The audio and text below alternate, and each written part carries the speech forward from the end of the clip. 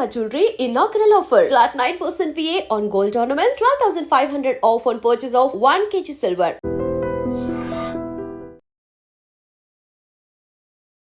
మహబూబాబాద్ జిల్లా కే సముద్రం మండలం నారాయణపురం గ్రామం.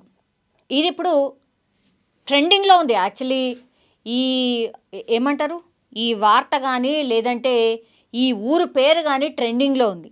ఎందుకంటే తల్లి తన పిల్లల్ని ఎట్లా చంపింది, ఎంత ప్లాన్ చేసి చంపింది, అది కూడా ఏమి ఎరగనట్టు ఎట్లా నాటకం ఆడుతుంది అనేది పూర్తిగా ఇప్పుడు వైరల్గా మారిపోయింది. యాక్చువల్లీ ఉపేందర్, శిరీష వీళ్ళిద్దరు కూడా దంపతులు ఒక 7 సంవత్సరాల క్రితమే వాళ్ళు లవ్ మ్యారేజ్ చేసుకున్నారు. అట్లాగే ఈ ఉపేందర్ అనే వ్యక్తి ఎవరైతే ఉన్నారో ఈయన క్యాబ్ డ్రైవర్, అండ్ ఈ శిరీష అనే ఆమె అత్తగారింట్లో ఉంటుంది.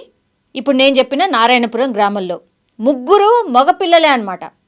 మగపిల్లలు అత్తగారితోని ఈముంటుంది. హస్బెండ్ ఏమో అదే ఉపేందర్ ఏమో ఇప్పుడు రకరకాలుగా అటు ఇటు తిరుగుతూ పూర్తిగా ఆయన క్యాబ్ డ్రైవర్ కాబట్టి ఎక్కువగా ఇంటి పట్టున ఉండడు. కాబట్టి డ్రైవింగ్ చేస్తూ అప్పుడప్పుడు ఇంటికి వస్తూ వెళ్తూ ఉంటాడు. మరి ఏం జరిగిందో ఏంటో తెలియదు కానీ లవ్ మ్యారేజ్ అయినప్పటికీ కూడా శిరీష మీద అంటే వాళ్ళ భార్య మీదనే కొంత అనుమానం పెంచుకున్నాడు అనేటువంటి మాట చెప్తున్నారు. అట్లాగే తాగి కొంచెం కొట్టేవాడు, తిట్టేవాడు అనేది కూడా ఇప్పుడు శిరీష చెప్తున్నటువంటి వర్షన్. యాక్చువల్లీ వాళ్ళ కన్న పిల్లల్నే ఇప్పుడు కన్న తల్లే చంపింది అనేది ఎట్లా తెలిసింది అన్నప్పుడు యాక్చువల్లీ మొన్న 24వ తారీఖున అంటే పెద్ద కుమారుడు అయినటువంటి మనీష్ని గొంతు నులిమి పూర్తిగా ఒక నైలాన్ దారంతో గొంతు నిలిమి చంపేసింది. యాక్చువల్లీ బతుకమ్మ సీజన్ కదా, సో బతుకమ్మ ఆడడానికని ఊర్లలో అందరు పోతూ ఉంటారు కాబట్టి అట్లనే వీళ్ళు కూడా బతుకమ్మ ఆడడానికి పోయినట్టుగా వెళ్ళి, అంటే అత్త ప్లస్ శిరీష వీళ్ళు బతుకమ్మ ఆడడానికి పోయినట్టుగా వెళ్ళి తీరా చూస్తే ఇంటికి వచ్చేసరికి కుమారుడు చనిపోయినట్టుగా, అంటే ఇప్పుడు మహేష్ చనిపోయినట్టుగా పూర్తి స్థాయిలో చిత్రీకరించింది. బతుకమ్మ ఆడే బిజీలో అందరు ఉంటారు కాబట్టి ఇక కొడుకుని చంపినా ఎవరికి కూడా అర్థం కాదు, ఎవరికి కూడా తెలియదు అనుకున్నది తల్లి. పూర్తిగా గొంతు నులిమి చంపేసిన తర్వాత మళ్ళీ ఏమీ ఎరగనట్టుగా కుమారుడి మృతదేహం మీద ఏడవడం స్టార్ట్ చేసింది.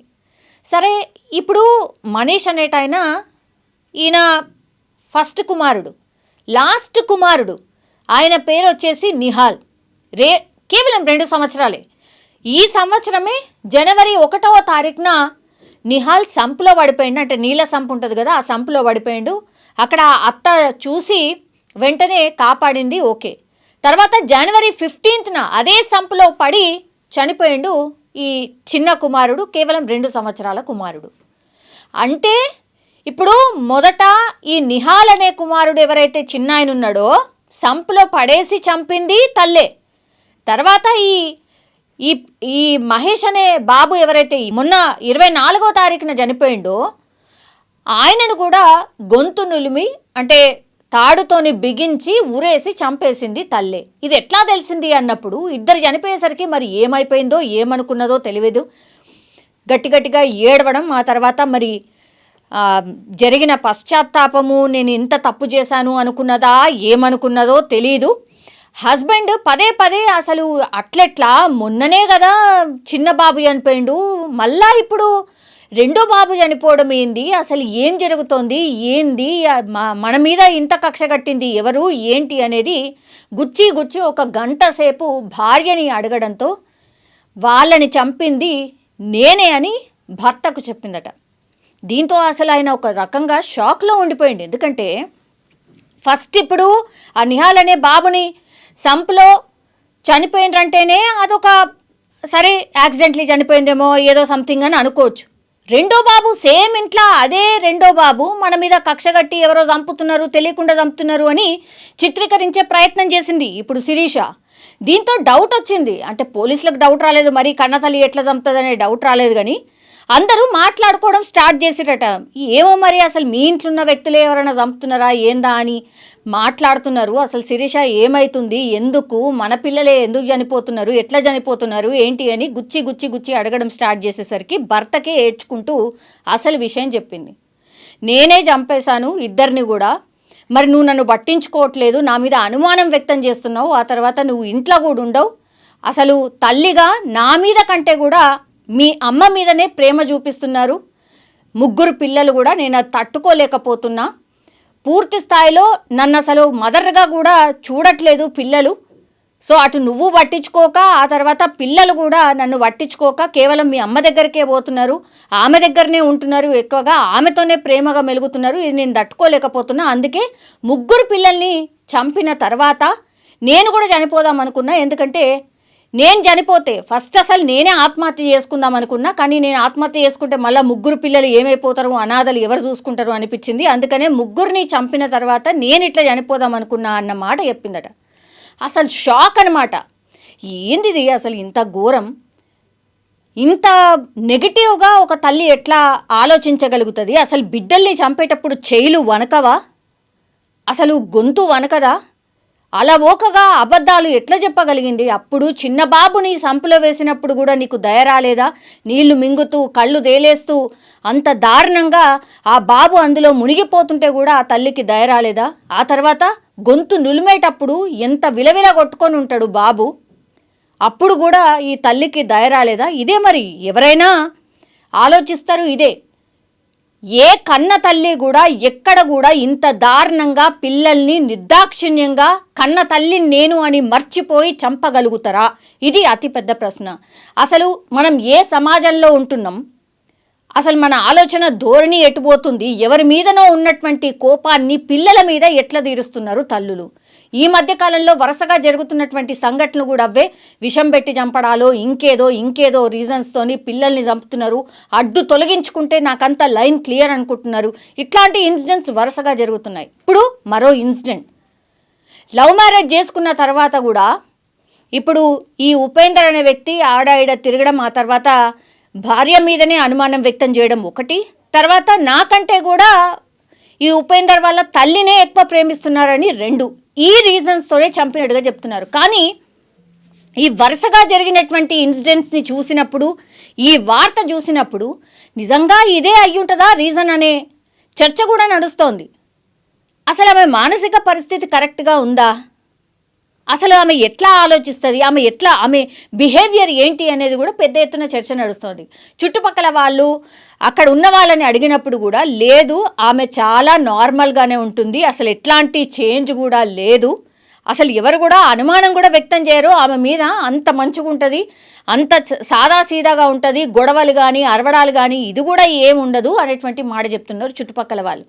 సో ఎక్కడ కూడా అనుమానం రాకుండా ఒక కన్న తల్లి తన పిల్లల్నే చంపుకుంటూ పోతుంది. ఏదో వరుస హత్యలు, సీరియల్ కిల్లర్ అంటారు కదా, ఇంట్లున్న వ్యక్తే హత్యలు చేసినప్పుడు ఇంటి దొంగని ఈశ్వరుడైనా పట్టుకోలేరు అంటారు కదా, ఆమెకిచ్చి ఆమెనే వెళ్ళి వాళ్ళ హస్బెండ్కి చెప్పింది కాబట్టి, ఉపేందర్కి చెప్పింది కాబట్టి ఉపేందర్ పోలీసులకు చెప్తే అప్పుడు ఆ యాంగిల్లో ఇన్వెస్టిగేషన్ స్టార్ట్ చేశారు. కానీ అప్పటి వరకు కూడా కన్న తల్లి మీద ఏమాత్రం కూడా డౌట్ రాలేదు. ఇంకా ఎన్ని రోజులు పడుతుండేనో, ఇంకా 3వ కుమారుడు ఎవరైతే ఉండనో అతన్ని కూడా హత్య చేస్తుండేనేమో.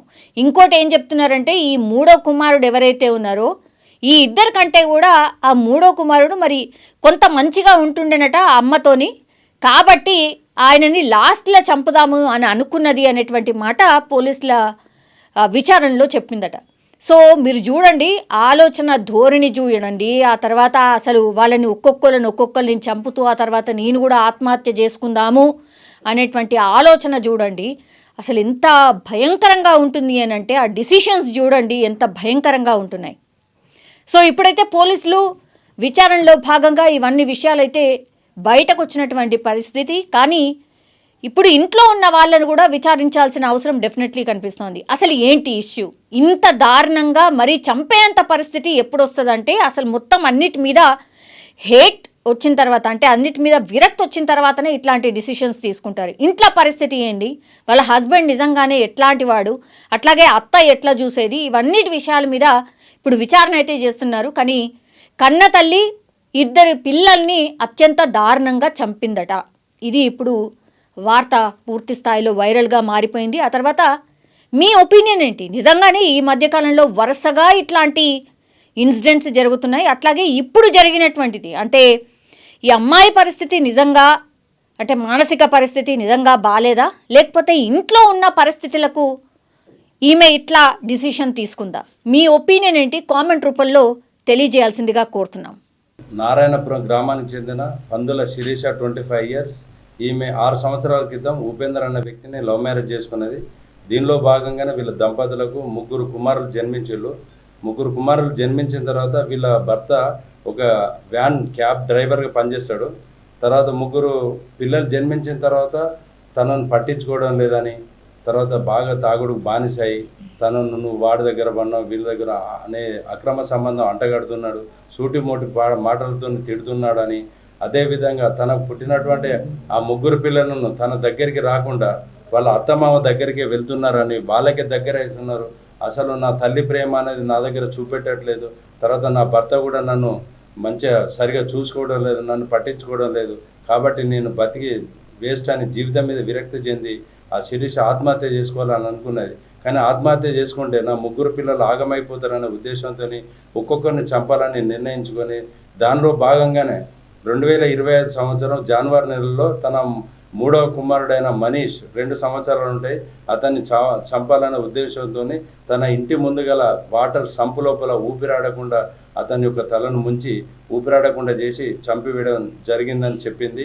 అదేవిధంగా మళ్ళీ మన ఈ నెల సెప్టెంబర్ 24వ తారీఖు నాడు తన మొదటి కుమారుడైన మనీష్ను కూడా చంపాలనే ఉద్దేశంతో తన మన నైలాన్ తాడు, అంటే మన నిక్కర్లకు ఉపయోగించేటువంటి నైలాన్ తాడు ఉంటుంది, నైలాన్ తాడుతో 24వ తారీఖు నాడు సెప్టెంబర్ సాయంత్రం సుమారు 4 గంటల ప్రాంతం లోపల నైలాన్ తాడుతో ఊపిరి ఆడకుండా చేసి తన మొదటి కుమారుడైన మనీష్ కుమార్ని కూడా చంపివేసినానని చెప్పి మాకు విచారణలో చెప్పింది. దీనిలో భాగంగా కేసు నమోదు చేసి మన కేసాంతరం ఎస్ఐ గారు అయినటువంటి మురళీధర్ రాజు ప్లస్ నేను సర్వయ్య అనే నేను మీ అందరం కూడా కేసు దర్యాప్తు చేసి కేసును నమోదు చేసి దర్యాప్తు చేస్తున్నాం. దీని లోపల ఈమెను అరెస్ట్ చేసి ఈరోజు కోర్టు లోపల ప్రవేశించడం జరుగుతుంది. దీనిలో భాగంగానే మన మహబూబాబాద్ జిల్లా ఎస్పీ సార్ తర్వాత డిఎస్పీ సార్ ఆదేశాల మేరకు కేసును నమోదు చేసి దీన్ని దర్యాప్తు చేస్తున్నామని తెలియపరుస్తున్నాం.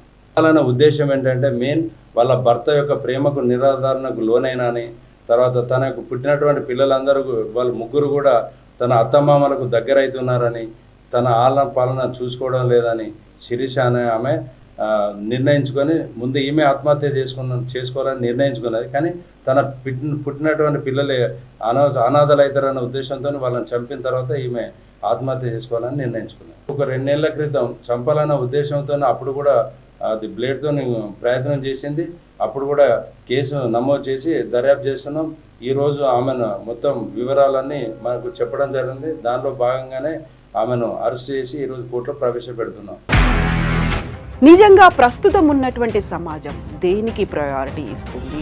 ఆర్థిక సంబంధాల చుట్టూ మాత్రమే తిరుగుతుంది. మళ్ళీ ఎన్నికలంగానే చాలా విరక్తి కలుగుతాను. మంచి అనిపిస్తుంది కదా, లేడీస్ కూడా ఛాలెంజింగ్ జాబ్స్ చేసినప్పుడు చాలా బాగుంటది. ట్రాఫిక్ అసిస్టెంట్స్ గా నియమించిన ట్రాన్స్జెండర్స్ అందరితో సాల్యూట్ చేయించుకుంటున్నారు. ఫుడ్ డెలివరీ ఇవ్వటానికి వెళ్ళినటువంటి డెలివరీ బాయ్ అనిల్ పై కళ్ళ ముందు